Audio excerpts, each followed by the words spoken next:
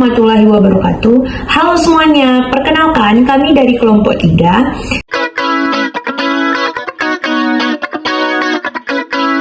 Jadi di sini kami akan membahas tentang adendum. Nah, selanjutnya kami akan mewawancarai konsultan manajemen dari PUPR yang akan membahas tentang adendum. Hai, apa sih adendum itu? Adendum merupakan lampiran pada suatu dokumen yang telah dibuat sebelumnya. Nah, jadi tujuannya itu untuk memperbaiki, memberikan informasi terbaru dan melengkapi dari isi dokumen tanpa harus mengubah keseluruhannya. Nah, jadi secara sederhana, adendum itu adalah tambahan resmi pada suatu dokumen.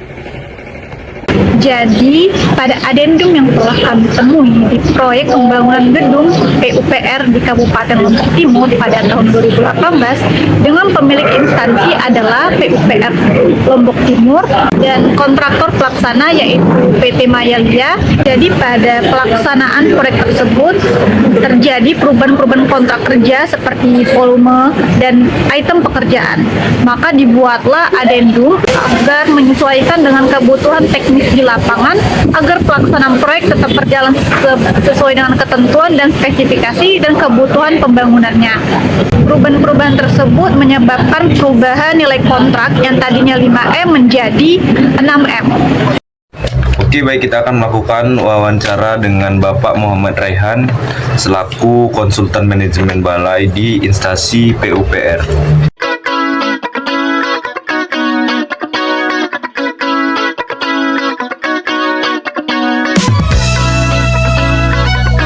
Biasanya dalam kondisi apa, Bang?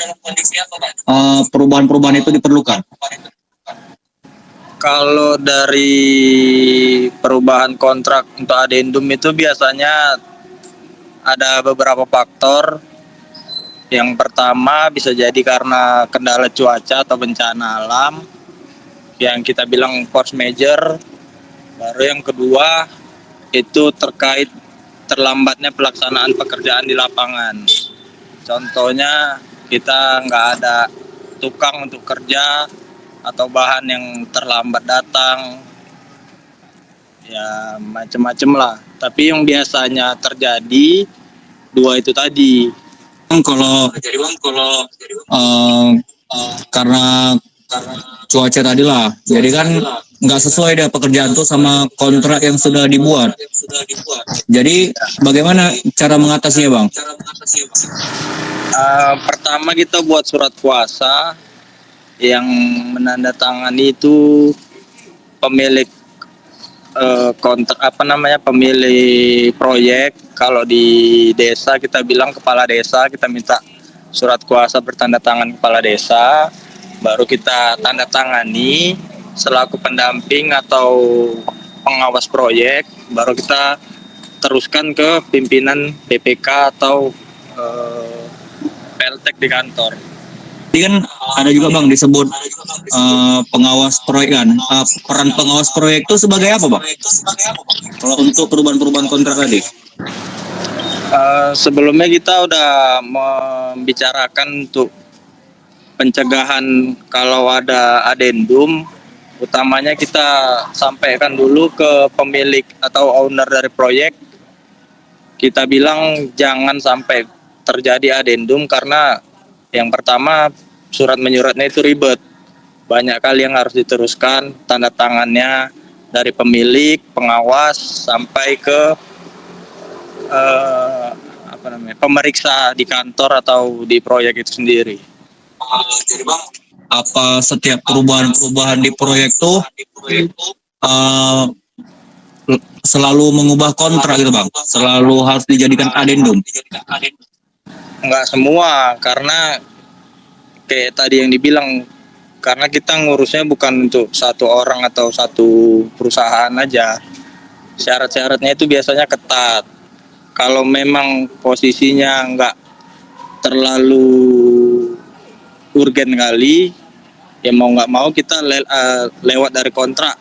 Tapi dengan syarat kita batasi.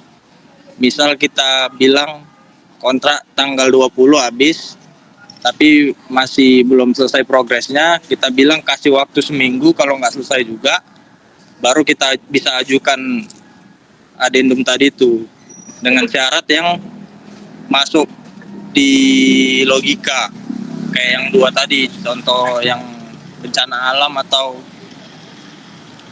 pekerjaan nggak ada tukangnya segala macam. Pernah nggak bang kejadian kalau adendumnya itu nggak disetujui bang? Adendum Terus nggak kayak mana resikonya misalnya nggak disetujui? adendum nggak disetujui itu pernah. Cuman kalau penyelesaian masalahnya ya kita tekan lagi ke pekerja di lapangan, harus ya minimal maksimal 7 hari harus selesai. Kalau nggak selesai tanggung sendiri. Karena kita di lapangan udah nyampaikan nggak boleh lelet dari kontrak. Kalau biasanya itu ada sanksi minimal dia di blacklist dari program tersebut atau tahun depan nggak boleh ikut dalam jangka waktu 2 atau 3 tahun atau pengembalian dana kontrak 70%. Ada nggak bang tips kayak bagaimana cara meminimalisir adendum itu bang?